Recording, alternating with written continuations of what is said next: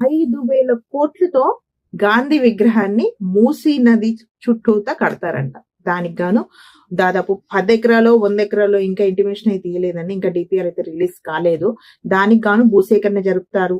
ఫిబ్రవరిలో శంకుస్థాపన జరుగుతుంది అన్నట్టు మాట్లాడుతున్నారు. కానీ చాలా మంది ఎవరైతే రిపోర్టర్స్ ఉన్నారో మీడియా ఛానల్స్ చుట్టూతా వీళ్ళతో వెళ్ళి మాట్లాడినప్పుడు వాళ్ళు మాట్లాడుతుంటేనే వాళ్ళ బాధ తెలుస్తుంది. మేము పుట్టి పెరిగింది ఇక్కడ, కష్టపడి డబ్బులు పెట్టి కట్టుకున్నాము ఇక్కడ ఇల్లులు, మేమెందుకు వదిలేసి వెళ్ళాలి. అండ్ మహాత్మా గాంధీ ఎవడన్నా ఇక్కడ 5,000 కోట్లు పెట్టి విగ్రహం ఎవడు పెట్టమంటున్నాడు అంటే మీకు ఇదేమైనా పోటీయా? అప్పుడు కేసీఆర్ అక్కడ విగ్రహాలు పెట్టినందుకు అంబేద్కర్ విగ్రహం గాను, మన 1300 మంది ఉస్మానియా విద్యార్థులు చనిపోయినందుకు చిహ్నం పెట్టినందుకు గాను మీకు నేను పోటీయా? అన్ని డబ్బులు ఎందుకు వేస్ట్? ఆ డబ్బులు ఏదో జనాల మీద వాడొచ్చు కదా.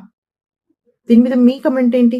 ఒకసారి కమెంట్ చేసేయండి. ఇది అసలు నార్మల్ ఇష్యూ కాదు, చాలా సీరియస్ ఇష్యూ. ప్రతి ఒక్కరు రియాక్ట్ అవ్వాల్సిన అవసరం చాలా చాలా ఉంది.